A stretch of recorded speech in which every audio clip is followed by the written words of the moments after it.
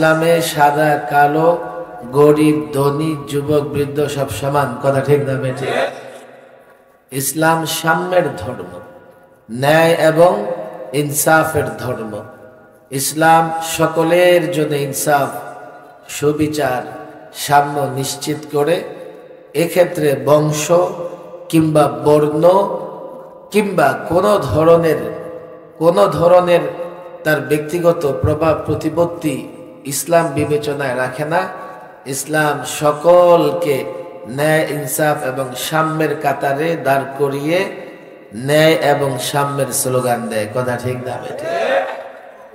এই যুবকদের অনেক যুবক এখানে আসছে, অনেক মাদ্রাসার ছাত্র আসছে, আর এটা আসবেই তো, যেহেতু ৯৭তম ইসলামী সম্মেলন। আজকে যারা দাড়ি পাকা বুজুর্গ, তারা জন্মের পরেই এখানে সম্মেলন হচ্ছে দেখে আসছে, কথা ঠিক না বেঠিক? এই মাদ্রাসা, এই ইসলামী সম্মেলনের প্রতি এলাকার মানুষের একটা মহব্বত থাকবেই, কেননা ছোটকাল থেকে দেখে আসছে। এই জন্য প্রচুর যুবক আসছে। আমি যুবকদের প্রায় বলি, এটা মনে করো না যে ইসলাম কোনো মৌলবীর ব্যক্তিগত সম্পত্তি। ইসলামে মৌলবীর যতটুকু অধিকার আছে, তুমি যুবকেরও ততটুকু অধিকার আছে, কথা ঠিক না? এই জন্য রাজনৈতিক মাঠে কত জোরে জোরে স্লোগান দাও, লাঠি সোটা নিয়া, তারপরে কি হকি স্টিক নিয়ে কেমনে দৌড় দাও, জীবনের কোনো পরোয়া করো না, আর ওয়াজ মাহফিলে এসে জবান খুলে স্লোগানে দিতে পারো না। সকলে বলি এক বাক্যে আল্লাহু আকবার। এত লোকের সমাগম, আওয়াজটা হয় ছোট্ট। আমি জানি না কে ভলিউম ডাউন করে রাখছে, ভলিউমটা একটু বাড়ান বাড়ান, বলেন আল্লাহু আকবার। আমার মনে হয় পিছনে যারা আছে ওদেরকে আলাদা করে বলতে হবে। যারা পেছনে আছে ওরা মনে করতেছে হুজুর সামনে বসে, ওরা তো অগ্রগামী, আমরা পেছনে আছি, আমাদের কথাও একটু বলেন। আচ্ছা, আমি পেছনের লোকদেরকেও বলতেছি, এক বাক্যে সকলেই স্লোগান দেন আল্লাহু আকবার। আমি ঘরে বসে দেখতেছিলাম, হুজুর বলতেছিলেন লিল্লাহি তাকবীর, কিন্তু লোকেরা স্লোগান দেয় না। দেখছেন না আপনারা? এই যে আমাদের মাওলানা মুফতি রশিদুর রহমান ফারুক সাহেব, বরুণার পীর সাহেব, হুজুর বলতেছে লিল্লাহি তাকবীর, আমাদের জবান খোলে না। নারায়ে তাকবীর বললে কি বলা লাগে? জোরে বলেন। লিল্লাহি তাকবীর বললে, আর যদি বলি শুধু তাকবীর, তখনও কি বলতে হবে? বলেন বলেন, কি বলতে হবে? তাকবীর ধ্বনি জোরে দেওয়া চাই, যত দূর যাবে শয়তান ওই এলাকায় থাকতে পারবে। তাকবীর আসতে হয় না, তাকবীর আল্লাহর বড়ত্ব, আকাশ বাতাস প্রকম্পিত করে আল্লাহর বড়ত্বের ঘোষণা দিতে হবে, কথা ঠিক না বেঠিক? আমরা নেতাদের যখন স্লোগান দেই, বাপরে বাপ, মনে হয় যে এনার্জি ড্রিঙ্ক খাইছে। আরে কথা ঠিক না বেঠিক? রাত বেশি হয়ে গেছে, বিকেল থেকেই তো চিল্লাচিল্লি করতেছি, ভাল লাগে না, ছেড়ে দেন, বাড়িতে যাই, এমন নাকি? সারা রাত মাহফিল চলবে না? আরে আমি এই গত দুদিন আগে মোমেন শাহ এক মাহফিলে রাত 2টায় বয়ান করে আসছি, রাত 2টা বাজে। আমি ওই যে হুজুরের মাদ্রাসা বরুণা, 22শে ডিসেম্বর মাহফিল, বরুণাতে অনেকবার বয়ান করেছি। বরুণাতে কখনো আমি রাত 3টার আগে বয়ান করতে পারি। বয়ান 11টায় খতম, এরপরে চান্দা শুরু হয়। প্রথমে হয় শুরু উপস্থিত, পরে মোবাইলে, পরে ইন্টারনেট। মাশাআল্লাহ, প্রতিষ্ঠান বড়, গোটা পৃথিবীতে বরুণার আবানা ফজালারা ছড়ায় আছে, বরুণাকে মহব্বত করে। তো লোকদের থেকে টাকা নিতে নিতে রাত 3টা বাজে। আপনারা তো 10 মিনিট চান্দা দিয়ে ক্লান্ত হয়ে গেছে। 3টার পরে বয়ানে বসি, দেখি যে অর্ধেক ঘুমায়া যায়, একটু চিল্লানি দিলে একটু উঠে আবার পড়ে যায়। কিন্তু আমি অবাক হইলাম, মোমেন সাহেব লোকজন ভিন্ন। সারা রাত মাহফিল শোনে, একেবারে দাড়ি পাকা বুড়ো যারা বুজুর্গ, তারাও নৌজওয়ানের মতো রাত 2টায় হোক 3টায় হোক দাঁড়ায় স্লোগান দিতে থাকে। ফখরে বাঙ্গালের এলাকার মানুষ আপনারা। হুজুর ফখরে বাঙ্গালকে ভুলে গেছে, আসলে আপনারা ভুলে গেছেন।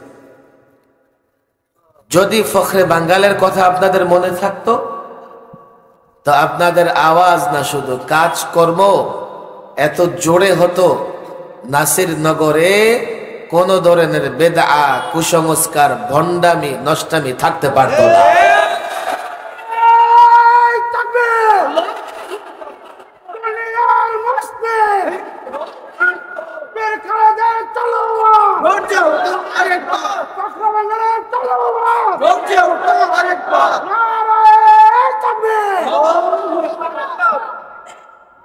অনেক কথা জমা হয়ে গেছে, আমি শুধু মাঝখানে একটু নোট দিলাম। বরুণার হযরত লিল্লাহে তাকবীর বলতেছিল আর সবাই চুপ কেন?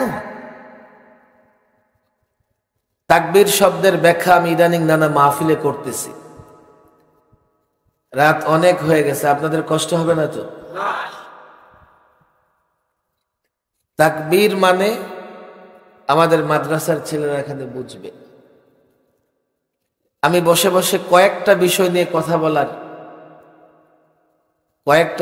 নিয়ে কথা বলবো ভাবতেছিলাম। বিশেষ করে যেহেতু এই প্রতিষ্ঠানের 57তম ইসলামী মহাসম্মেলন, 97, আমি ইদানিং কিছু কথা এমনও বলি যা আমাদের নিজেদের সমালোচনা হয়। 97তম ইসলামী সম্মেলন হিসেবে এই সম্মেলন আরো সাজানো হওয়া দরকার ছিল, আরো গুছানো হওয়ার দরকার ছিল, আরো অ্যাট্রাকটিভ, প্রোটেক্টিভ, যেটাই বলে আপনারা, প্রভাবিত করতে পারে এমন সম্মেলন হওয়ার দরকার ছিল।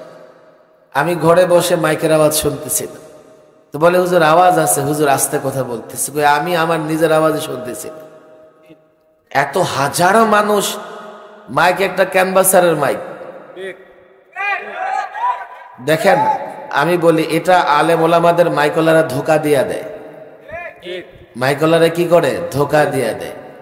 প্রথমে 1-2 ঘন্টা ভালো চালালে, আজকাল অনেক মাহফিল এমন হচ্ছে কি যে একটা বক্তা কেউ থাকলে বুঝবেন, সেন্সর টেন্সর কি যেন লাগানো থাকে, বক্তা যখন জোর দেয় তখন মাইকের আওয়াজ কমে যায়।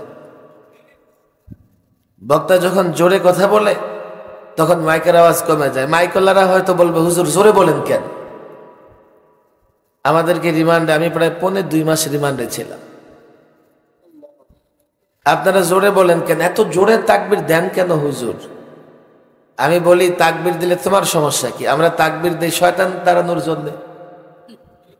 মুমিন তো তাকবীরে উজ্জীবিত হয়, মুমিন তো তাকবীরকে ভয় পায় না। কথা ঠিক না বেঠে?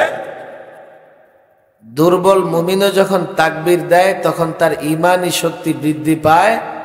বাতিলের মোকাবেলায় রণাঙ্গনে পদার্পণ করে, রণাঙ্গনে শহীদ হয় কিংবা গাজী পলায়ন করে না। মাইকম্যান গুলো ইদানিং বড় ঝামেলা করে। 97 বছর ধরে প্রোগ্রাম করতেছেন, মাইক সিলেক্ট করবেন ভালো করে, কারণ মাইক না হলে হুজুর কথা বলতেছিলেন আমি রুম থেকে শুনি না, পিছনের লোকগুলো কেমনে শুনছে আমি জানি না। এরপরে দেখেন ডানে বায়ে গেলে আওয়াজ নাই। উপস্থাপক তিনি তো হাতে ধরে কথা বলেন, তার মুখের সাথে কি নড়ে? আর আমার মুখের সাথে এটা নড়ে? নড়ে না। কথাগুলো আমি এই জন্যই বলছি, অনেক মিডিয়াও আছে। আমি ইদানিং কয়েকটা মাহফিলে বলতেছি, বড় একটা অভিযোগ, মাইকম্যানেরা ধোকা দিয়ে দেয়। আমি অনেক মাইকম্যানকে বলেছি, যদি বড় মাহফিল কভার করতে না পারো তো দয়া করে তোমাদের কাছে মাফ চাই, বড় মাহফিলে তোমরা যেও না। ছোট ছোট মাহফিল করো, উঠানে যে মাহফিল হয় সেগুলো করো, ওখানে একটা মাহফিল হইলেই চলে। কথা ঠিক না বেঠি?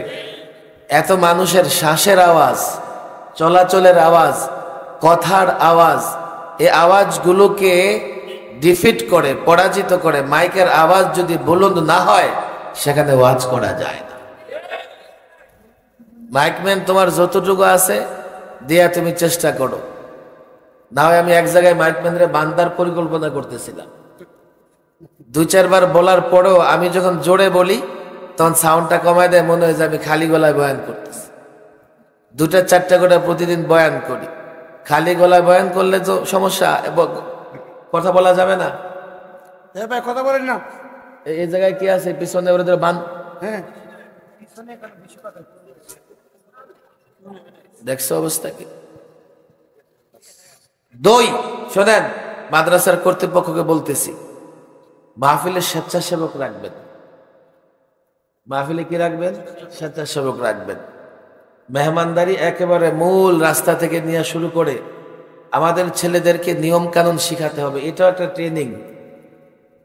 শৃঙ্খলাবদ্ধ থাকা এবং শৃঙ্খলা নিয়ন্ত্রণ করা, শৃঙ্খলা পরিস্থিতি তৈরি করা, এটাও এক ধরনের কাজে কর্মে আর একটা কি পড়ে?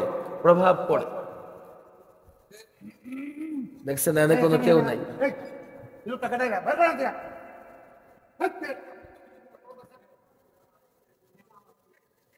আরে আন্টি বিদায় করে দেওয়ার দুলাভাই ডাকতেছে গিয়া, কয় যে আওয়াজ করেন না, ওরে টাইনে আসছে পাই যেতেন না মা।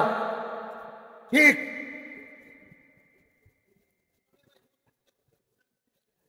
যে ব্যাক কলের এতটুকু জ্ঞান নাই তারে দুলাভাই ডাকলাম না, যে ভাই আনতে সরেন।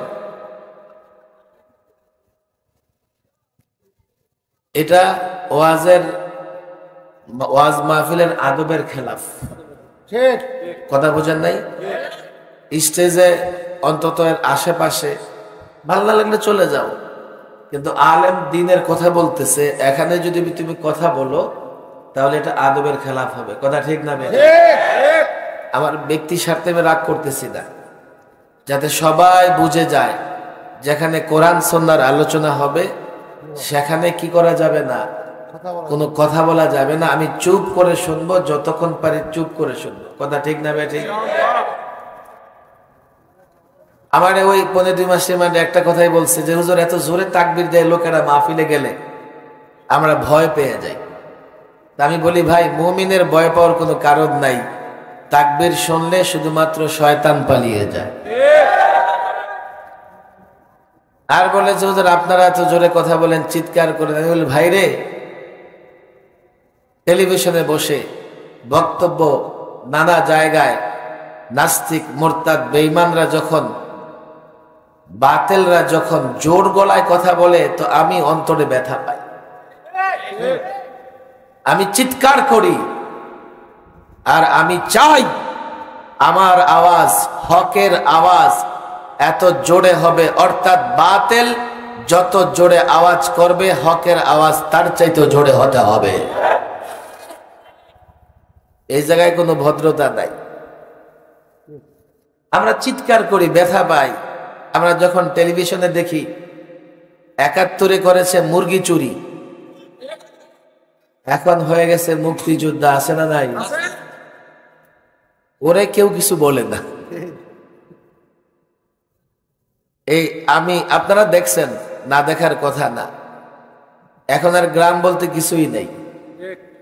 মোবাইলে গোটা পৃথিবী, এক জায়গায় একটা ঘটনা ঘটলে গোটা পৃথিবীতে ছড়ায় পড়ে। কথা ঠিক না বেটে? ক্লাস 1 বা 2 এর একটা বই হাতে নিয়ে সে বলে আগে ছিল শরেয়তে অজগর, এখন হয়ে গেছে কি? এখন হয়ে গেছে শরেয়তে ওযু করি, নামাজ পড়ি। চিন্তা করেন অবস্থা। শরেয়তে অজগর তার ভাল লাগে, কিন্তু শরেয়তে ওযু করি তার ভালো লাগে না। এটা কি মুসলমান না মুনাফিক? আমরা জোরে চিৎকার করতে চাই না, কিন্তু বাতিল যখন জোরে চিৎকার দিয়ে রণাঙ্গনে আসে, আমরা তার চাইতে জোরে চিৎকার দিয়ে রণাঙ্গনে ঝাঁপিয়ে পড়ি। আল্লাহর কসম, যতদিন বাতিল রণাঙ্গনে থাকবে, যুদ্ধের ময়দানে থাকবে, আমরা যুদ্ধের ময়দান ছেড়ে যাব না, যাব না, যাব না।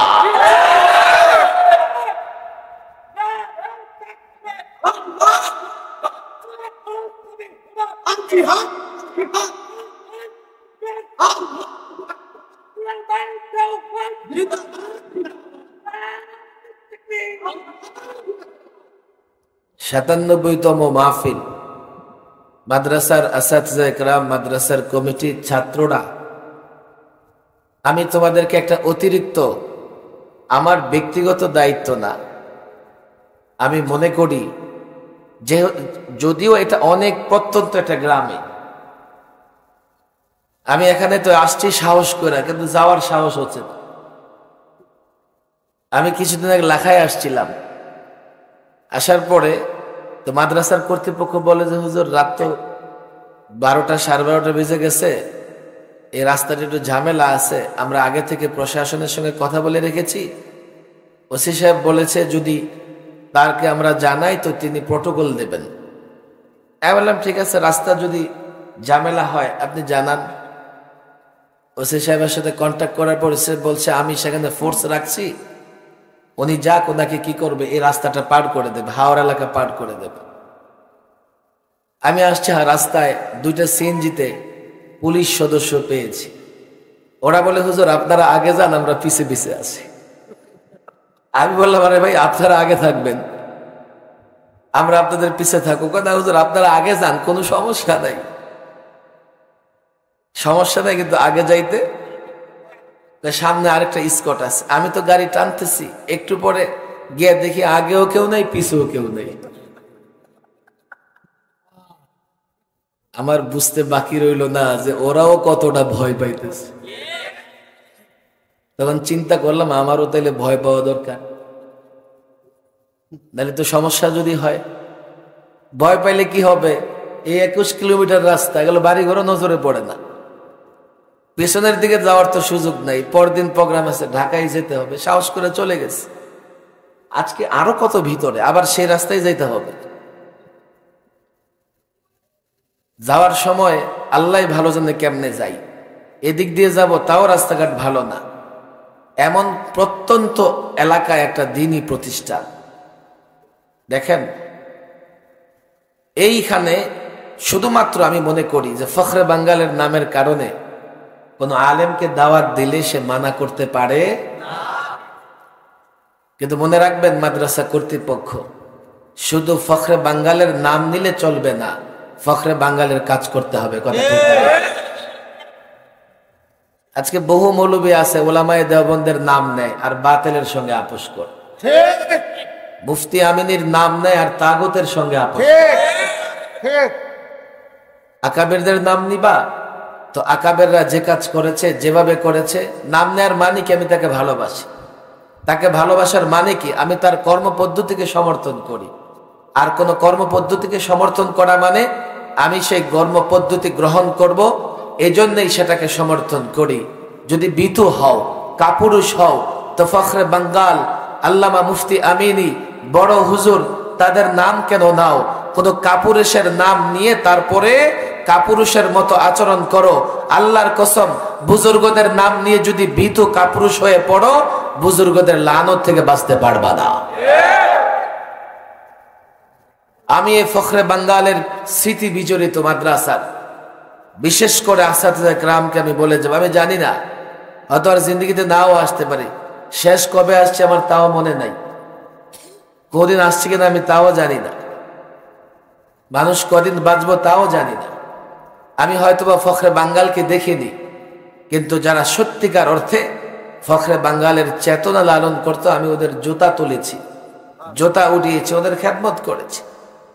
বাংলাদেশের ঢাকার 3 বুজুর্গ, শামসুল হক ফরিদপুর রহিমাহুল্লাহ, সদর সাহেব হুজুর যাকে বল, পীরজি হুজুর রহিমাহুল্লাহ, হাফিজি হুজুর রহিমাহুল্লাহ, যারা এ ফখরে বাঙ্গালের আমলে বিবারিয়াতে কিছুদিন কি করেছেন, মুদাররিসি করেছেন, খেদমত করেছেন।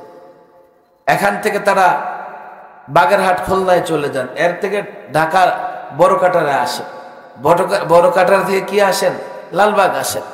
ফখরে বাঙ্গাল থেকে নিয়ে শুরু করে এই 3 বুজুর্গ তখন সারা বাংলাদেশে ইসলাম প্রতিষ্ঠায়, দ্বীনি শিক্ষা প্রতিষ্ঠায় ব্যাপক কাজ করেছে। বাংলাদেশে এই বুজুর্গদের পদাঙ্ক অনুসরণ করে শেখুল হাদিস আল্লামা আজিজুল হক রাহিমাহুল্লাহ, ঢাকায় আরো কিছু মুরব্বী ছিলেন যাদেরকে হয়তো আপনারা চিনেন না। পুরান ঢাকার মুফতি দিন মোহাম্মদ খান চিনেন নাকি, নাম শুনেছেন? মাওলানা হেদায়েতুল্লাহ সাহেব নাম শুনেছেন? আব্দুল মজিদ ঢাকবি হুজুর নাম শুনেছেন? যারা দ্বীনের কাজ করেছে। দেখেন আজকে তো যখন ফিতনা আসে তখন লোকেরা আপোষ করার চিন্তা করে, আপোষ করার চিন্তা করে। পুরান ঢাকার মুফতি দিন মোহাম্মদ খান সাহেব 71-এর পরে এখন যেমন কিছু নাস্তিক স্লোগান দিয়ে বসে যে আমরা ৭১-এ যুদ্ধ করেছি ইসলামের বিরুদ্ধে, এমন স্লোগানও দেয় কি দেয় না? সরাসরি কেউ ইসলাম বলে না, বলে যে আমরা মৌলবাদী এই সেই, এগুলোকে পরাজিত করেছি। আমি যুবকদের বলি, অসংখ্য যুবক এখানে আছে, দেখো ৭১-এর যুদ্ধ যারা করেছে এর ৯৯.৯৯ মুসলমানরা করেছে, কথা ঠিক না বেঠিক? তারা কি ধর্মের বিরুদ্ধে যুদ্ধ করেছে না জালেমের বিরুদ্ধে যুদ্ধ করেছে?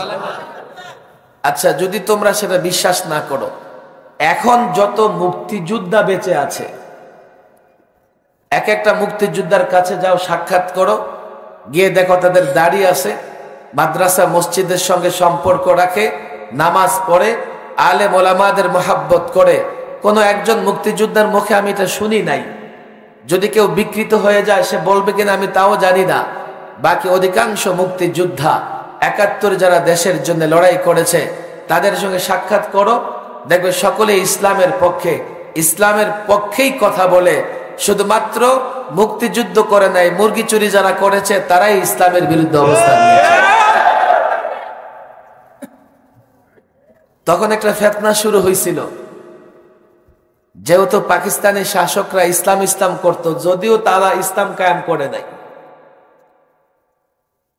৭১-এর পরে একদল তারা স্লোগান দিতে থাকলো, টুপি দাড়ি এগুলো মাথায় নিয়ে ঢাকায় চলাচল করা মুশকিল হয়ে গেল।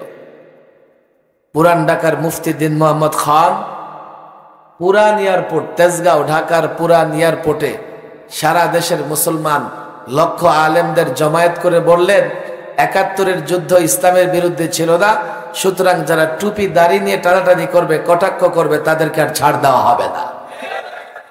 এরপর দিন থেকে আর টুপি নিয়ে দাড়ি নিয়ে কটূক্তি করার লোক নাই। সময় সময়ে এ যুবক তোমাদেরকে বলি, সব সময় নতজানু থাকলে হয় না, কাপুরুষ হয়ে ভীতু সন্ত্রস্ত হয়ে থাকলে হয় না, মাঝে মধ্যে রণ হুঙ্কার দিয়ে বাতিলের অন্তরে কম্পন সৃষ্টি করে দিতে হয়। আমি এই প্রতিষ্ঠান এবং আসাতিজা کرام এর সঙ্গে সম্পৃক্ত। জামাতে মিশকাতের ছাত্ররা পাগড়ি নিয়েছে, হয়তোবা নিচের জামাতগুলো অবশ্যই আছে। আমি আবেদন করব, হতে পারে এটা একেবারে একটা গ্রাম অঞ্চল, কিন্তু গ্রাম অঞ্চল বলে এখন আর কোনো বিষয় নাই। গোটা পৃথিবীটা কানেক্টেড হয়ে গেছে। একটা অ্যান্ড্রয়েড ফোন পকেটে থাকলে মনে হবে যে গোটা দুনিয়াই পকেটে আছে, কথা ঠিক না বেঠিক? আপনার পাশের বাড়িতে আগুন লাগছে, আপনার খবর নাই, সৌদি আরব থেকে ফোন দিবে, কি করস, তোর পাশের ঘরে আগুন লাগছে। আপনি তো ঘুমে, ওই আগুন লাইভ হচ্ছে ফেসবুকে, উনি সৌদি আরব বসে বসে দেখে আপনাকে ফোন দিয়ে ফেলছে। এখানকার যেহেতু ৯৭ বছর ধরে প্রতিষ্ঠান চলতেছে, আমি মনে করি এখানকার যুব সমাজ, ছাত্র সমাজও ধর্মীয় মনা হবে, ধর্মীয় মনা হবে। কিন্তু দুঃখজনক ব্যাপার হলো যে আমরা এই আমাদের বুজুর্গ বা এই প্রতিষ্ঠান বা এই ধর্মীয় মনা যুবকদের নিয়ে ধর্মের পক্ষে যথেষ্ট কাজ করতে পারতেছি। এর কারণ কি জানেন? আমি প্রায় বলি, ধর্ম সম্পর্কে আমাদের জ্ঞান অপ্রতুল, অসম্পূর্ণ, অপূর্ণ। ইসলাম কার ধর্ম? ইসলাম ধর্ম দিয়েছে কে? ইসলাম ধর্ম পছন্দ করেছে কে আমাদের জন্য? ইন্নাদ-দীনা ইনদাল্লাহিল ইসলাম। অনেক ধর্ম আছে, কিন্তু আল্লাহর কাছে পছন্দের ধর্ম কোনটা? জবান খুলে বলেন কোনটা? সবাই বলেন কোনটা? বাকি ধর্মগুলো ক্লিয়ার বুঝেন, আমাদের ছেলেরা এগুলো জানে। দেখেন, জানলেই হয় না, জানলেই হয় না, জানলেই হয় না। রাসূলুল্লাহর চরিত্র নিয়ে কেউ ছিনিমিনি খেললে তার বিরুদ্ধে লড়াই করতে হবে, যুদ্ধ করতে হবে, কথা ঠিক না? কিন্তু যুদ্ধ করে মাদ্রাসার ছাত্র আর মৌলবীরা, স্কুল কলেজের ছেলেরা কেন করে না? সেও জানে, কিন্তু এই বিষয়টা তাকে ততটা প্রভাবিত করে না। কেন করে না? যেমন কেউ অসুস্থ থাকলে মিষ্টি জিনিস তার মুখে মিষ্টি লাগে না, তিতা মনে হয়, কথা ঠিক না বেঠিক? সমাজ অসুস্থ, যুব সমাজ অসুস্থ, তারা দুনিয়ার মুখে অন্ধ, তারা দলের কাছে নতজানু হয়ে আছে, যার জন্য ইসলাম তাদের কাছে ভালো লাগে না। কথা ঠিক না বেঠিক? এর জন্য যে কাজ করতে হবে, আলেম ওলামা ছাত্রদের বলি, ব্যাপকভাবে দ্বীনের তালিম দিতে হবে। বলে হুজুর তালিম তো দেই, আমি বলি পূর্ণাঙ্গ দ্বীনের তালিম আজকাল হয় না, আংশিক আংশিক। ইসলাম কমপ্লিট কোড অফ লাইফ। ইসলাম সমাজ ব্যবস্থার কথা বলে, পরিবার ব্যবস্থার কথা বলে, অর্থনীতির কথা বলে, রাজনীতির কথা বলে, বিচার ব্যবস্থার কথা বলে, ইসলাম শিষ্টাচারের কথা বলে। আল্লাহর কসম, ইসলাম দিয়ে ইনকিলাব চাও, ইসলাম দিয়ে বিপ্লব চাও, যতদিন পূর্ণাঙ্গ ইসলামের তালিম গ্রহণ না করবে, যতদিন পূর্ণাঙ্গ ইসলামের দাওয়াত না দিবে, ইসলামের স্লোগান দিয়েও বিপ্লব করতে পারবে না। আল্লাহর কসম করে বলি, ইসলাম যদি ধরো, ইসলাম যদি গ্রহণ করো, কে বলেছে ইসলাম মানলে রাজত্ব করা যায় না? এই যুবকরা জানে না, মাদ্রাসার ছাত্র, ইতিহাস পড়ো। আজকে পশ্চিমা তন্ত্র মন্ত্র দিয়ে, পশ্চিমা কালচার দিয়ে তোমরা কয় বছর রাষ্ট্র পরিচালনা করতে পারতেছো? হ্যাঁ, যে কয়দিন রাষ্ট্র পরিচালনা করতেছো, 50 বছর হোক, 70 বছর হোক, পশ্চিমাদের পদ লেহন করা ছাড়া রাজনীতি করতে পারো না। আল্লাহর কসম যুবক, তুমি অতীতের ইতিহাস পড়ো, তোমার পূর্বপুরুষের ইতিহাস পড়ো। এ যুবক, মুসলিম যুবকদের ইতিহাস পড়ো। তোমার মতো মুসলিম যুবকরা ইসলামের স্লোগান দিয়ে, ইসলামের কথা বলে, কোরআনের কথা বলে হাজার বছর রাজত্ব করেছে, রাজনীতি করেছে। তারও পদলেহন করে নয়, গোলামি করে নয়, দাসত্ব করে নয়, ইজ্জত সম্মানের সঙ্গে রাজত্ব করেছে।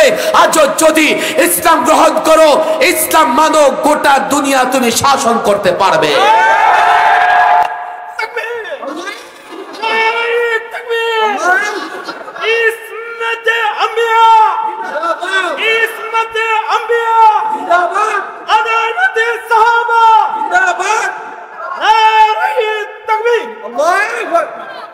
ইসলাম সম্পর্কে আমাদের ধারণা অপূর্ণ।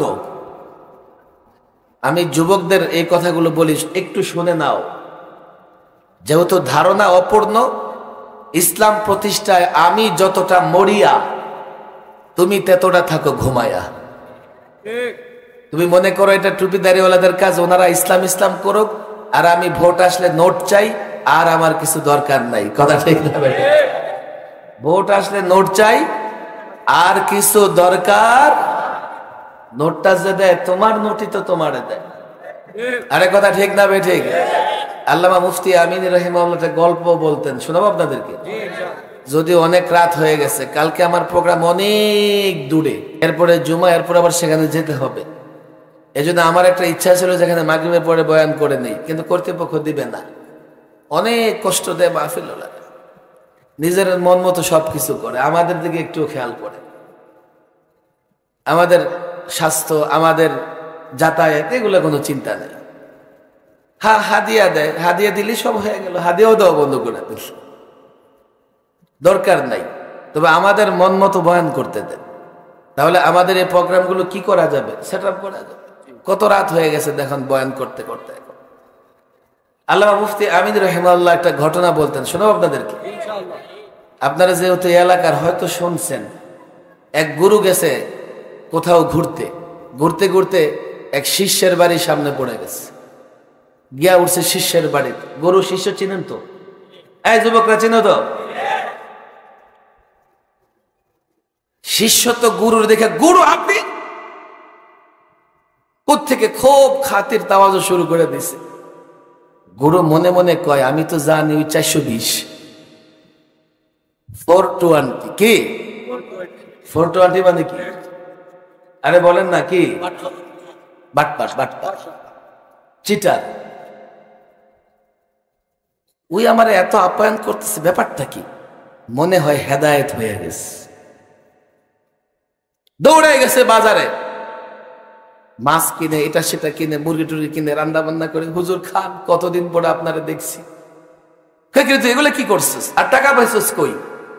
তুই তো গরিব মানুষ। হুজুর গরিব বটে, সব আপনার বরকতে হয়েছে। খাবার দাবার খাওয়ায়া এখন আমার পকেট থেকে বের করে 5 টাকা হাদিয়া দিস। টাকা পাস কই, তুই তো গরিব মানুষ। সব আপনার বরকত। এখন খাবার দাবার আপ্যায়ন শেষ, শিষ্য গুরুরে আগায় নিতে গেছে, যাইতেছে যাইতেছে যাইতেছে, একেবারে সরাইল বর্ডার পর্যন্ত চলে গেছে। এই তুই যা, হইছে, আর আসতে হবে না, আমি যাইতে পারবো। গুরু আপনাকে ছাড়া ভাল লাগে না, আর একটু আগাই দিয়ে আসি, আপনাকে ছাড়তে মন চায় না। চলে গেছে, বিশ্ব রুট পড়ছে, যা। সে যাইতে চায় না। তার ধারণা হইল গুরুরে এত দূর আগাইয়া দিয়ে আসবো যে ফেরত না আসতে পারে। আর গুরু মনে মনে হিসাব করতেছে, আগে ছিল 10 টাকা, এখন হাদিয়া পাইছে কত হয়েছে 15 টাকা। কখন 2 টাকাটা মিলাইয়া একসাথে করবে তার মন আনচান করতেছে। যা, একবারে বিশ্ব গিয়া, ঠিক আছে গুরু আর যাবো না, আপনি এবার যান। যেই শিষ্য আড়ালে গেছে, গুরু দৌড়ে গিয়ে গাছের আড়ালে বসে ব্যাগ খুইলা, চেন খুইলা দেখে ব্যাগে টাকা নাই।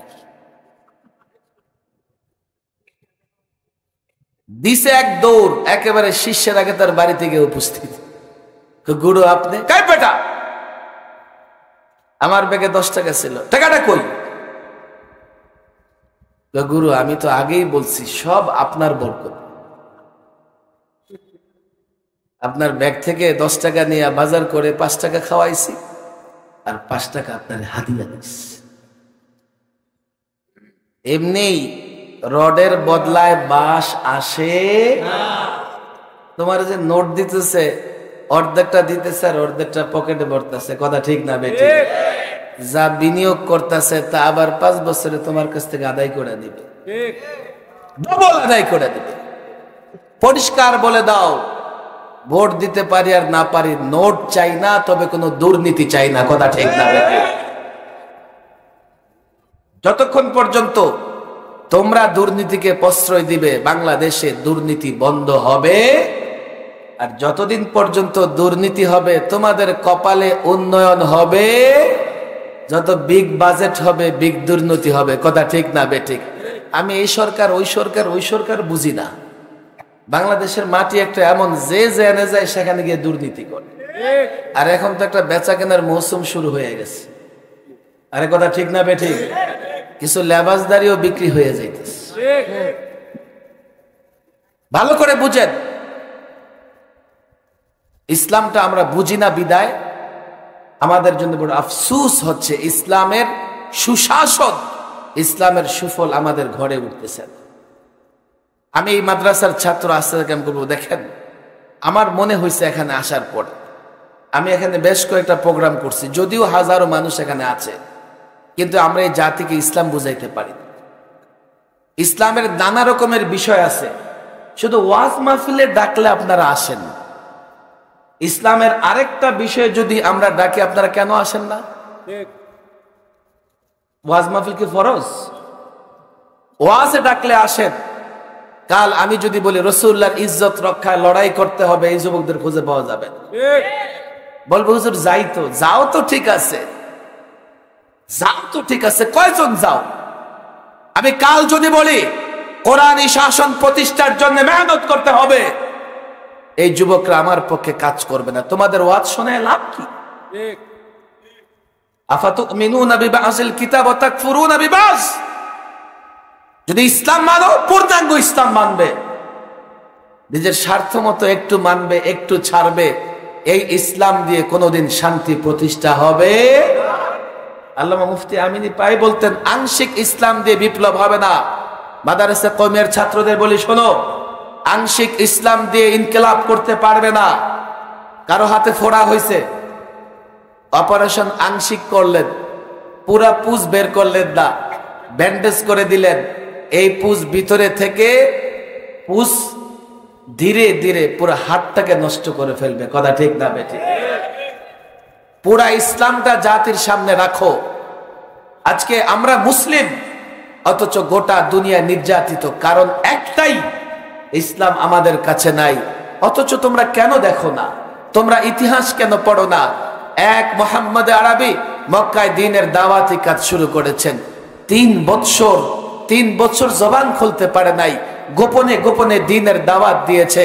যখন রাসূল করিম সাল্লাল্লাহু আলাইহি ওয়াসাল্লাম আল্লাহর পক্ষ থেকে নির্দেশিত হয়ে প্রকাশ্যে দাওয়াত দেওয়া শুরু করেছেন, জানো এমন কোনো কষ্ট নাই রাসূলুল্লাহকে দেওয়া হয় নাই, এমন কোনো ষড়যন্ত্র নাই রাসূলুল্লাহর বিরুদ্ধে করা হয় নাই। ইতিহাস কেন পড়ো না? বাইতুল্লাহর সামনে আল্লাহর নবী সিজদারত অবস্থায় তার ঘাড়ের উপরে ওটের নাড়ি বুড়ি চাপিয়ে দেওয়া হয়েছে, গলায় চাদর পেঁচিয়ে এত জোরে টান দেওয়া হয়েছে জিহ্বা বের হয়ে গেছে। তায়েফে গেছেন দ্বীনের দাওয়াত দেওয়ার জন্য, রক্তাক্ত হয়ে ফিরে এসেছেন। আল্লাহর নবীর দেহ থেকে রক্ত বের হয়ে জুতা পায়ের সঙ্গে এইভাবে লেগে গেছে। যায়েদ ইবনে হারেসা যখন জুতা ধরে টান দিয়েছেন, আল্লাহর নবী চিৎকার করে বলে উঠলেন, জুতা ধরে টান দিও না, মনে হয় কলিজা ছিঁড়ে যাবে। সামান্য কয়জন মুসলমান বানিয়েছেন, বেলাল হাবশি মুসলমান হয়েছে। আহাদ আহাদ, আল্লাহ এক, আল্লাহ এক, এই স্লোগান দেয়। ইতিহাস দেখো, উত্তপ্ত মরুভূমির তপ্ত বালির উপরে বুকে পাথর চাপা দিয়ে বেলাল হাবশিকে ফেলে রাখা হয়েছে। বেলাল হাবশির গলায় রশি লাগিয়ে যুবকদের হাতে, দুষ্ট ছেলেদের হাতে ছেড়ে দেওয়া হয়েছে। দুষ্ট ছেলেরা রশি ধরে ধরে বক্কার পাথরে জমিনের উপর দিয়ে অলি গলিতে টেনে হেঁচড়ে বেরিয়েছে। আর পাথর কঙ্করের আঘাতে বেলালের গোটা দেহ রক্তাক্ত হয়েছে। সুমাইয়ার লজ্জাস্থানে তীর নিক্ষেপ করে তাকে শহীদ করে দেওয়া হয়েছে। খাব্বাব, খুবাইব, এক একটা সাহাবীর ইতিহাস পড়ো। সর্বশেষ আল্লাহর নবী মক্কায় থাকতে পারে নাই, মক্কা ছেড়ে মদিনায় হিজরত করেছে। গোটা কাফের, কুফফার, ইহুদি, মুনাফিক একযোগে খন্দকে গিয়ে আল্লাহর নবীর বিরুদ্ধে যুদ্ধ করেছে। রাসূল খন্দক খনন করেছেন, গজওয়ে আহজাব সংগঠিত হয়েছে, কাফিরদের সম্মিলিত বাহিনী পরাজিত হয়েছে। আজকে যেমন নেটো 50 ঊর্ধ্ব রাষ্ট্র মিলে গোটা দুনিয়ায় মুসলমানদের বিরুদ্ধে যুদ্ধ করেছে। এই যুদ্ধ নতুন নয়, আল্লাহর নবীর উপস্থিতিতে কাফের কুরাইশে মক্কা আল্লাহর নবীর বিরুদ্ধে যুদ্ধ করেছে। জানো এই যুদ্ধেও মুসলমান বিজয় হয়েছে, আল্লাহর গায়েবী নুসরত এসেছে। কিয়ামত পর্যন্ত যুদ্ধ হবে, এই পর্যন্ত হাজারো যুদ্ধ হয়েছে। ইসলাম বিজয়ের ধর্ম, ইসলাম বিজয়ের ধর্ম, ইসলাম পরাজিতের ধর্ম নয়। আল্লাহর কসম, কোন যুদ্ধে সাময়িক পরাজিত হলেও চিরস্থায়ী পরাজিত হয় নাই, নিঃশেষ হয়ে যায় নাই। এই হিসাব করে দেখো, এক মুহাম্মদ আরবির ইসলাম আজকে 200 কোটি মানুষ মেনে চলতেছে। ইসলাম বিজয়ের ধর্ম। তুমি আমি কেন পরাজিত? তুমি আমার মাঝে ইসলাম নাই, ইসলাম নাই। যতটুকু আছে আংশিক আংশিক, পূর্ণাঙ্গ ইসলাম নাই। মসজিদে দোরাকাতে আল্লাহকে সেজদা করলেও দোকানে গিয়ে সুদ ভিত্তিক অর্থ ব্যবস্থা চালু করার সমর্থন কিংবা মানার মাধ্যমে শয়তানকে সেজদা করতেছে। আদালতে বসে বসে তাগুতের বিচার ব্যবস্থা চালু করতেছি। সন্তানদেরকে দিন শিক্ষা দেই না, ইসলামের হাজারো বিধান আমরা মানি না। যার জন্য ইসলাম যে বিপ্লবের ধর্ম, সেটা দিয়ে আমরা বিপ্লব সংগঠিত করতে পারতেছি না। কথা ঠিক না বেঠিক? 1 ঘন্টার ওয়াজে ইসলাম বুঝানো যাবে না। আমি মাদ্রাসে, যেহেতু 97তম সম্মেলন, আমি মাদ্রাসার আসাতিজা কেরাম ছাত্রদের বলবো, দেখেন সময় বড় কঠিন। মাহফিল ডাকছেন, লোকেরা আসছে। কালকে যখন রাসূলুল্লাহর বিচার ব্যবস্থার কথা বলবেন, এই লোকেরা আসবে না। কালকে যখন রাসূলুল্লাহর অর্থ ব্যবস্থার কথা বলবেন, এই লোকেরা আসবে না। কেন? তারা সেটাকে জরুরি মনে করে না। অথচ নামাজ রোজার মতো বিচার ব্যবস্থা রাসূলুল্লাহর হবে, এটাও জরুরি। কথা ঠিক না বেঠিক? আরে বলেন, কথা ঠিক না বেঠিক? অর্থ ব্যবস্থা রাসূলুল্লাহর হবে, এটাও ফরজ। কথা ঠিক না বেঠিক? জোরে বলেন, ঠিক না বেঠিক? জিহাদের সওয়াব হবে এগুলো বললে। এখন মুসলমানদের মধ্যে আলোচনাই নাই, বিচার ব্যবস্থা চলতেছে। আমরা ইসলামীকরণের কথা বললে বলে কি, হুজুর তাহলে কি চুরি করলে হাত কাটবেন? চুরি করলে হাত কাটবেন, কি করবেন? আমার এক টেলিভিশনে জিজ্ঞেস করে, প্রায় এটা আমি বলি যে হুজুর আপনারা ইসলাম করেন, ইসলামে তো নারীদের হিজাব পরা বাধ্যতামূলক, তো আপনারা যদি ইসলাম প্রতিষ্ঠা করেন তো নায়িকাদের কি বোরকা পরায় অভিনয় করাইবেন? তার টেনশন কোন জায়গায় দেখেন। গ্রাম দেশে বলে চোরের মন মুলা খেতে। আরে কথা ঠিক না বেঠিক? আমি বলি না, আমরা নায়িকাদের বোরকা পড়াবো না। তো হুজুর কি করবেন? আমি বলি তোমাদেরকে আমরা এমন ভাবে ইসলাম শিক্ষা দেব, তোমরা নিজেরাই নায়িকাদের পরিত্যাগ করবে, সিনেমা হলে যাবে না। তো নায়িকারা যখন দেখবে যে ব্যবসা মন্দ হয়ে গেছে, তো শুটিং করা ছেড়ে দিয়ে গার্মেন্টসে চাকরি নিয়ে নেবে। ইসলাম বুঝে না বলে ইসলাম স্বভাবজাত ধর্ম। গরমে হাত দিলে গরম লাগে না ঠান্ডা লাগে? আরে বলেন, আপনাদের মুখ কিন্তু শুরু থেকে খুলতেছে না। ঠান্ডায় হাত দিলে কি লাগে? এখন ঠান্ডায় হাত দিলে কারো গরম লাগলে, গরমে হাত দিলে ঠান্ডা লাগলে, গরম ঠান্ডার দোষ না তার দোষ? ইসলাম শান্তির ধর্ম, কিন্তু কেউ যদি ইসলামের শান্তি খুঁজে না পায়, সমস্যা ইসলামে না, সমস্যা তার মধ্যে। কথা ঠিক না ঠিক? ভালো করে বোঝার চেষ্টা করেন। এই কথাগুলো না বুঝবার কারণে হাজারবার হজ করেও আমরা ঈমান চাঙ্গা করতে পারি না।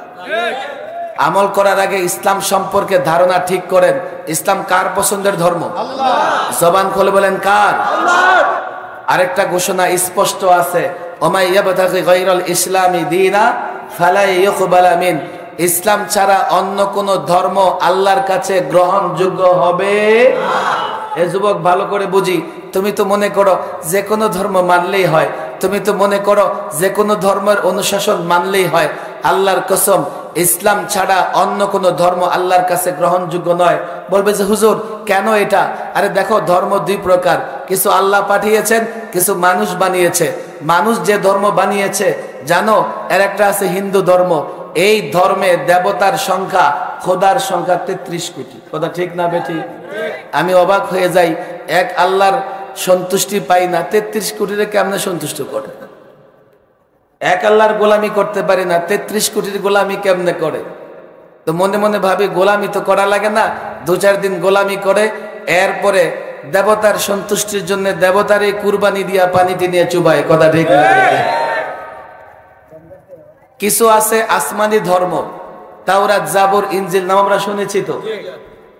বলে হুজুর ওগুলো মানবো, ওগুলো মানতে পারবেন না। এক হলো মানা সম্ভব না, এটাই আমার শিক্ষিত সমাজ বোঝে না। কেন মানা সম্ভব না? ওই নবীদের উপরে যে ভাষায় ওই কিতাব অবতীর্ণ হয়েছে, সেই ভাষা বুঝে এমন লোক আজকাল নাই। 2, ওই কিতাবও নাই। তাদের জাদুঘরে 1-2টা কিতাব যা দেখবেন ছেঁড়া ফাড়া, অপূর্ণ, ওই কিতাবও নাই। মার্কেটে যে সমস্ত অনুবাদ আছে, এগুলো একটার সঙ্গে আরেকটার মিল নাই। বাইবেল খুঁজবেন, গিয়া দেখবেন মার্কেটে কমপক্ষে 82 রকমের বাইবেল পাওয়া যায়। কোরআন শরীফ হাতে নেন, এই ভুবন থেকে কোরআন হাতে নেন, আফ্রিকায় যান, আমেরিকায় যান, ইউরোপে যান, কোরআন মিলায় দেখেন, আল্লাহর কসম কোন কোরআনে জের জবরও পরিবর্তন খুঁজে পাবেন না। তাহলে ইসলাম ছাড়া অন্য কোন ধর্ম তো মানাই সম্ভব না, মানাই সম্ভব না। তুমি কতটা উদার! আজকে আমাদের শিক্ষিত সমাজে এত উদার, ইসলামটা পর্যন্ত কুরবানি দিয়ে দেয়। ইসলাম ছাড়া অন্য কোন ধর্ম মানাই সম্ভব। এখন যারা সায়েন্টিস্ট, আমাদের দেশে কিছু মানুষ আছে বিজ্ঞান পাগল, বলবো হুজুর ধর্ম টর্ম মানি না, আমরা বিজ্ঞান পছন্দ করি। আমি প্রায় আমার জেলখানার একটা ঘটনা শোনাই। হঠাৎ দেখলাম আমার পাশের কামরায় 2জন চাইনিজ আসছে। আমি মনে মনে ভাবলাম এবার জেলখানায় একটু দিনী কাজের সুযোগ হয়েছে। চাইনিজ 2টারে আমি ইসলামের দাওয়াত দিব, কিন্তু কাছে গিয়া পড়লাম বিপদে, বাংলাও বোঝে না, ইংরেজিও বোঝে না, শুধু বলে চাংচং চাংচং করে। কোনোভাবে আধা আধা ইংরেজিতে বুঝাইতে চেষ্টা করলাম, তোমার ধর্ম কি, তোমার স্রষ্টাকে, তোমরা কোন ধর্ম অনুসরণ করো। অনেকক্ষণ কথাবার্তা শুনে বলে যে আমরা কোন ধর্মের অনুসরণ করি না, আমরা সায়েন্সের অনুসরণ করি। ওরা বলে সায়েন্সের অনুসরণ করে। বাংলাদেশে এমন পণ্ডিত আছে সায়েন্সের অনুসরণ করে, ধর্মের অনুসরণ করে। আল্লাহ মাফ করুক, ওদের মাথায় শয়তান বাসা বেঁধেছে। ধর্মের অনুসরণ না, সায়েন্স। আরে সায়েন্সের অবস্থান বুঝি ধর্মের উপরে? ধর্ম তো সরাসরি আল্লাহ তাবারক ওয়া তাআলার জীবন ব্যবস্থা। সায়েন্স তো মানুষের আবিষ্কার। আজকে একটা হতে পারে, কালকে আরেকটা হতে পারে। কথা ঠিক না বে ঠিক? এমন কিছু বুদ্ধিজীবী আছে, হুজুর এখন আমরা সায়েন্সকে মানি, এ যুগে ধর্ম চলে না। দেখেন না আমরা সায়েন্স দিয়ে কোথায় চলে গেছি? মঙ্গল গ্রহে এখন প্লট বিক্রি হয়। যাদের বাথরুম করার জায়গা নাই, ওরা এখন আবার চাঁদের দেশে চলে যায়। আপনারা দেখি খবর রাখেন, আমাদের প্রতিবেশী দেশ সকালবেলায় উঠে বদনা একটা হাতে নিয়ে রেল লাইন দিয়ে দৌড়ায়, জঙ্গলে যায়, পুকুর পারে যায়। কথা ঠিক না বেঠিক? কি এলাকার যুবকরা সচেতন না? বাথরুম খুঁজে পায় না, ওরাও সাদের দেশে যায়। কতটা সাইজ দেখেন। বিজ্ঞান অনেক কিছু তৈরি করেছে, খুব সুন্দর, লাইট, ফ্যান, এসি, এই সে অনেক। কিন্তু কথা মনে রাখবেন, ১৫০০ বছর আগে কোরআন যে সমস্ত বিষয়ে রহস্য উদ্ঘাটন করেছে, বিজ্ঞান এখনো তার ধারে কাছেও যেতে পারে। কোরআন বলে আসমান আছে, আসমান আছে না নাই? বিজ্ঞান বলে যে আসমানই নাই। কোরআন বলে শুধু আসমান না, আসমানের দরজা আছে, আছে না নাই? বিজ্ঞান আসমানে খুঁজে পায় না, দরজা করতে খুঁজে পাবে। যে বাড়ি খুঁজে না পায় তো বাড়ির দরজা খুঁজে পাবে নাকি? ১৫০০ বছর আগে আকায়ে মদিনা মুহাম্মদ আরাবিকে রাতের একটা অংশে আসমান জমিন যিনি সৃষ্টি করেছেন, রাতের একটা অংশে বাইতুল্লাহ থেকে বাইতুল মুকাদ্দাস, বাইতুল মুকাদ্দাস থেকে প্রথম আকাশ, দ্বিতীয়, তৃতীয়, চতুর্থ, পঞ্চম, ষষ্ঠ, সপ্তম সিদরাতুল মুনতাহা পর্যন্ত পৌঁছে দিয়েছেন। অথচ বিজ্ঞান এখন প্রথম আকাশও খুঁজে পায় না। কিছু গবেষণা করে কিছু আবিষ্কার করেছে, আর এটা করার ক্ষমতা দিয়েছেন কে? বলেন কে? তো বলবে হুজুর এই আবিষ্কার তো তারাই করতেছে যারা আল্লাহকে বিশ্বাস করে না। এই শোনো, দুনিয়ার নিজাম হলো যে যে বিষয় নিয়ে মেহনত করবে সে বিষয়ে সে উন্নতি করতে পারে। দুনিয়ায় শুধু ইমানদাররা উন্নতি করবে এমন নয়, কাফের বেঈমানও যদি কোনো বিষয় নিয়ে মেহনত করে সে সেটা নিয়ে কি করতে পারবে? উন্নতি করতে পারবে। দেখেন আমাদের মুসলমান ছেলেরা, যুবকরা ক্রিকেট নিয়ে পড়ে আছে। যেই দেশ ক্রিকেট আবিষ্কার করেছে, লন্ডন বা ব্রিটেন, ওই দেশে খেলা হলে গ্যালারি ফাঁকা। আর আমার দেশে খেলা হলে আমার দেশের যুবকরা 8 ঘন্টা 10 ঘন্টা নষ্ট করে গিয়ে স্টেডিয়ামে আরেকজনের ঘাড়ে পাড়া দিয়ে বসে থাকে। কথা ঠিক না? দেখে আমার দেশের মুরব্বীরা পর্যন্ত চাষটলে বসে খেলা দেখে। আমার দেশের যুবকরা সময় নষ্ট করে। এই তোমরা কে বলেছে? অনেক রাত হয়ে গেছে, লম্বা কথা আমি বলবো না। আমি অনেক আগে থেকে এগুলো বলতাম। বিজ্ঞান বলো, যত উন্নত বলো, তোমার মতো মুসলিম যুবকরা করেছে। কিন্তু এগুলো স্কুল, কলেজ, ইউনিভার্সিটির ছেলেরা বিশ্বাস করতো না। এখন দেখো, সত্য লুকায়িত থাকে না। ওই ইউনিভার্সিটির শিক্ষকরা, একজন শিক্ষক আছে ডক্টর সলিমুল্লাহ খান। ডক্টর সলিমুল্লাহ খান, তার 2টা কথা ইদানিং ভাইরাল হয়েছে, জানেন তো আপনারা? বলবো না, শেষ করে দেব। আমি যখন বলি যে মুসলিমরাই বিজ্ঞান আর যত ধরনের সায়েন্স আছে এগুলো আবিষ্কার করেছে, মুসলিমরা চিকিৎসা বিজ্ঞান আবিষ্কার করেছে, গণিত শাস্ত্র, এটা তো স্কুল কলেজের ছেলেরা জানে, গণিত শাস্ত্র, ম্যাথ মুসলিমদের হাতে সূচনা হয়েছে, তখন ওই যে এক শ্রেণীর লোকেরা মানে না। ডক্টর সলিমুল্লাহ কি বলে জানেন? আজকে তো পশ্চিমা বড় বড় ইউনিভার্সিটিতে পড়ে আমাদের যুবকরা বড় আনন্দ পায়, বিনোদন পায়। এটা সাইলেন্ট করে পকেটে রাখেন, এত কাছে একটা মোবাইল বাজতে ডিস্টার্ব হয়।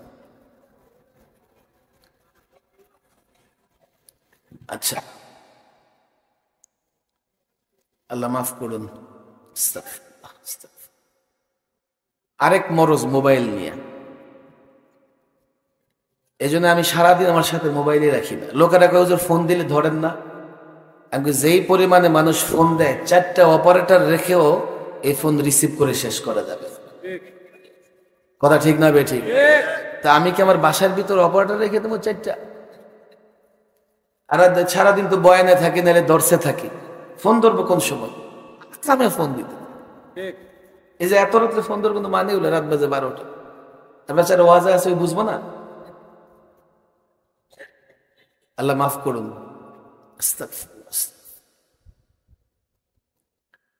এই 2টা কথা বলে বক্তৃতা শেষ করে দেবে, তারপরে আপনারা উঠবেন, আর এর আগে কেউ উঠবেন না। কিছু কথা আমি জোর করে শোনাইতে চাই, এই জন্যই শোনাইতে চাই। আমি মনে করি আমার এখানে আসাটা অন্তত কিছুটা হইলেও সার্থক হোক। পশ্চিমা ইউনিভার্সিটিগুলো পরিষ্কার টেলিভিশন টকশোতে সলিমুল্লাহ বলতেছে কি, এই যে আজকে অক্সফোর্ড বলো, ক্যামব্রিজ বলো, শিক্ষিত যুবকরা এখানে আছে, এই সমস্ত শিক্ষা ব্যবস্থা মাদ্রাসা শিক্ষাকে নকল করে চালু হয়েছে। আসল হলো মাদ্রাসা শিক্ষা, এগুলো থেকে নকল করে ওরা ইউনিভার্সিটি শিক্ষা চালু করেছে। আজকে আমরা যখন আরবি পড়াই, আরেকটা বক্তব্য তার এমন, তো অনেক শিক্ষিত ভাইরা মনে করে হুজুর ইংরেজি ছাড়া কি চলে, আপনারা শুধু আরবি পড়ান। তা আমরা বলি ভাইরে কিছু ইংরেজি তো জানি আমরা, অসুবিধা নাই, তোমরা যেমন জানো আমরাও জানি, কিন্তু আমরা মনে করি না ইংরেজি ছাড়া চলে না। 300 বৎসর আগেও সায়েন্স এবং নানা রকমের ম্যাথ এগুলো শিক্ষার মাধ্যম ছিল আরবি। আরবিতে অঙ্কশাস্ত্র, চিকিৎসা শাস্ত্র এগুলো পড়ানো হতো আরবিতে। ইউরোপিয়ানরা আরবি থেকে অনুবাদ করেছে ইংরেজিতে। এখন এই অনুবাদগুলো পড়ে আমাদের স্কুল কলেজের শিক্ষার্থীরা, আমরা আসলটা পড়ি, ভাল লাগে না, ওরা নকলটা পড়ে ওরা শিক্ষিত হয়ে গেছে। আমি বলি না কথা, বিজ্ঞানের উৎকর্ষ বলো, চিকিৎসার উৎকর্ষ বলো, তোমরা তো ইবনে সিনাকে চিনোই না, তোমরা তো আল বেরুনিকে চিনোই না। মান্তেক শাস্ত্র, যেটা আজকে লজিক ইউনিভার্সিটিতে তর্কশাস্ত্র আমরা যেটাকে বলি মান্তেক, দেখো গিয়ে এই শাস্ত্রের জনকও তর্কবিদ্যা বলো, তর্কশাস্ত্র বলো, এগুলো মুসলমানদের হাতে শুরু হয়েছে। চিকিৎসা বিজ্ঞান, অঙ্ক, এগুলোর ইতিহাস তোমরা পড়ো, জানো।